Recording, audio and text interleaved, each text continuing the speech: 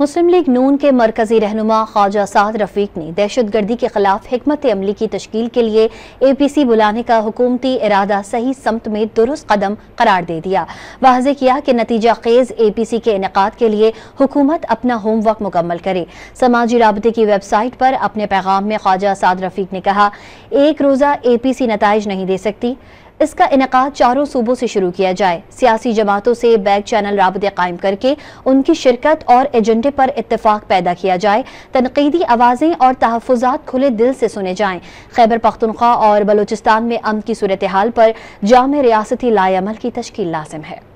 مسلم league نون کے مرکزی رہنما خواجہ سعد رفیق نے دہشت گردی کے خلاف حکمت عملی کی تشکیل کے لیے اے پی سی بلانے کا حکومتی ارادہ صحیح سمت میں درست قدم قرار دے دیا۔ واضح کیا کہ نتیجہ خیز اے پی سی کے انعقاد کے لیے حکومت اپنا ہوم ورک مکمل کرے۔ سماجی رابطے کی ویب سائٹ پر اپنے پیغام میں خواجہ سعد رفیق نے کہا، ایک روزہ اے پی سی نتائج نہیں دے سکتی، اس کا انعقاد چاروں صوبوں سے شروع کیا جائے، سیاسی جماعتوں سے بیک چینل رابطے قائم کر کے ان کی شرکت اور ایجنڈے پر اتفاق پیدا کیا جائے، تنقیدی آوازیں اور تحفظات کھلے دل سے سنے جائیں، خیبر پختونخوا اور بلوچستان میں امن کی صورتحال پر جامع ریاستی لائے عمل کی تشکیل لازم ہے۔